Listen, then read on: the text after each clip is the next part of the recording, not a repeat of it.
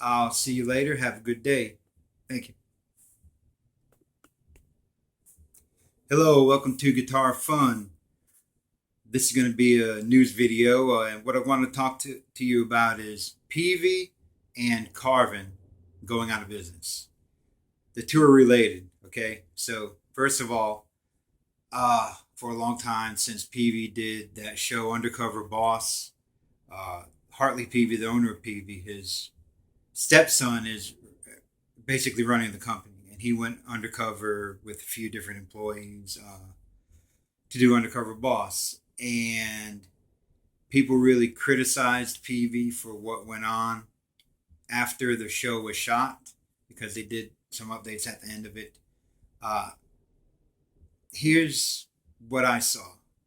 I saw Peavey, a company that is a business, and Hartley Peavey told his stepson in the in the show. He says, "Look, don't forget, you have a business to run. This is a business. So, like they say, business is business. Okay. So he had made certain promises to some employees and moved them up in positions in the company and gave them bonuses, promised them vacations and all of that. And at the end of the show, well, it shows that he laid off basically, well, the two employees that were featured on the show, and along with some others, they were closing, basically shutting down their last American factory right there in Meridian, Mississippi, and they made some cuts to stay in business. Okay, now all I could do is speak from my experience. I've worked for large corporations, and now I work for a restaurant that is locally owned. I see the owner every day, okay? And we don't really talk about the business aspect of it, but you can see firsthand when you're hearing commentary from the owner, and in this case, the owner's daughter and some of her family that helps run it. You can see how a business stays in business. They have to be efficient. They have to be profitable. If Peavey was to stay in business and keep everything open like they did, they would have been losing money. And then not only would those employees have been unemployed, the whole company would cease to exist. The rest of the company would be out of business, and it would be thousands, probably 1,000 more jobs gone as a result of that. Uh, Peavey had moved a lot of their production from the USA to overseas. A lot of the amps are being made in China now, and they were criticized for that. Okay, there's other companies that have been doing that for years. Fender, Boss, you name it. A lot of those big amp companies, they had their guitars made overseas. If it's not in China, then somewhere else. Okay, the main thing is they're not made here in the USA.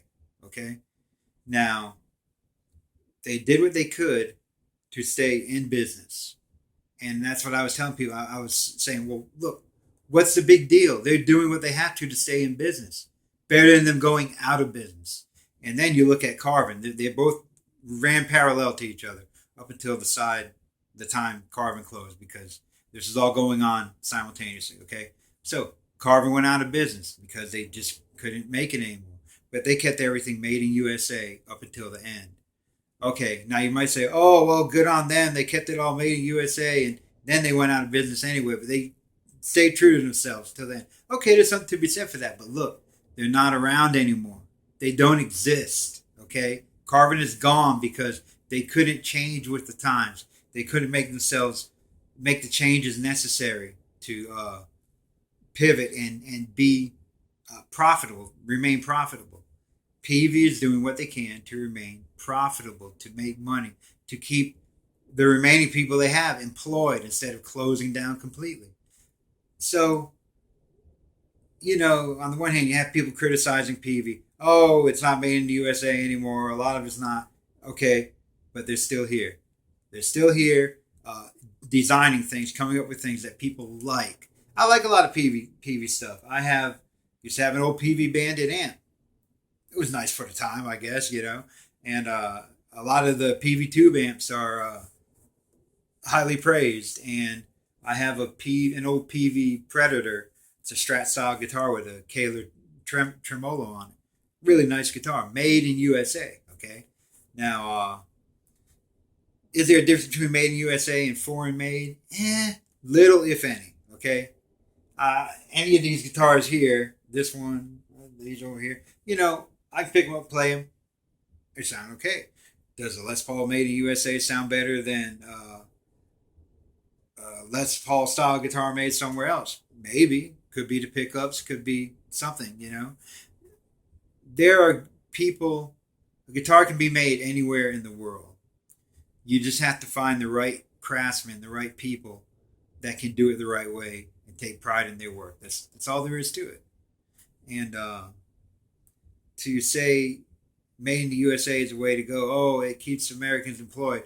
Well, if the guitars that are made in the USA can't compete with the foreign made guitars that are getting better and better in quality, then either the guitars made in the USA are going to have to lower their prices or just go out of business. Simple as that.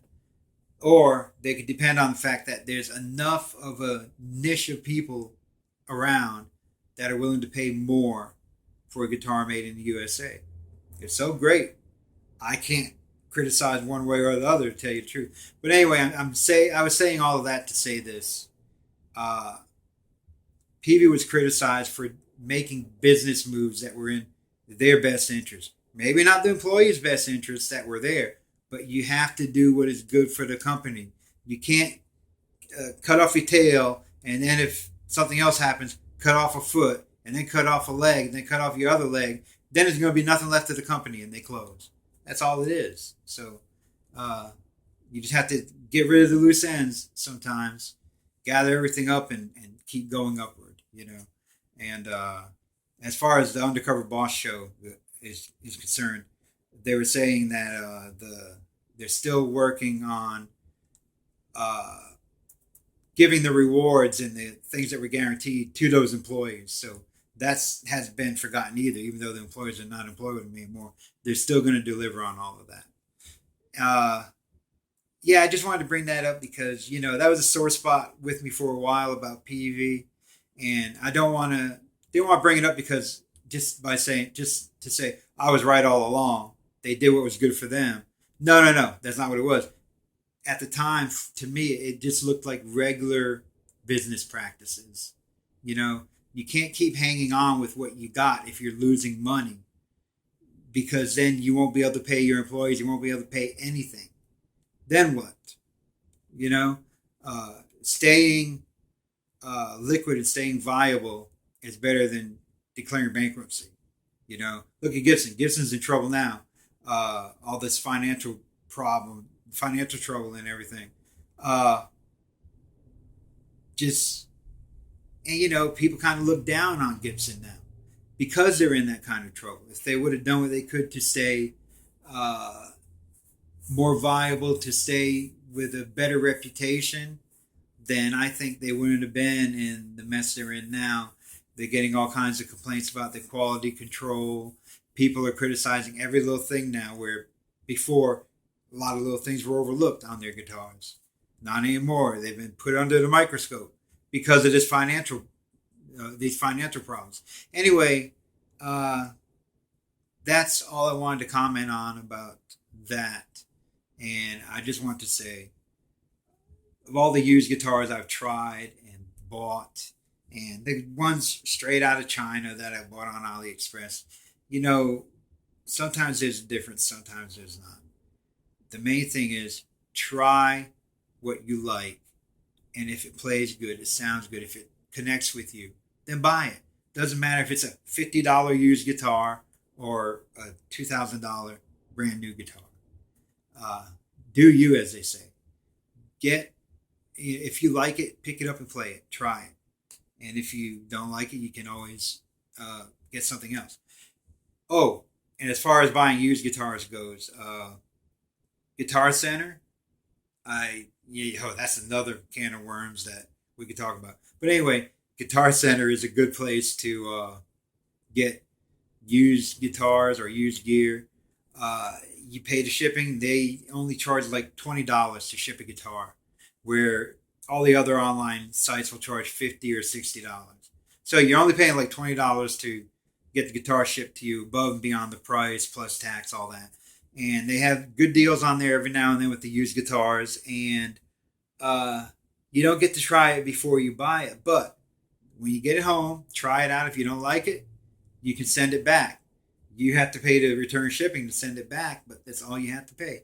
Or if there's a guitar center near you, you can bring it to the guitar center, get a refund for your money right there. Or if it needs repairs, the local guitar center will repair it. I've had these conversations on the phone with the guitar center here. It's about an hour away. It's not really local, but local enough. So anyway, I've had good luck with that. So just want to say I've had good luck with Guitar Center.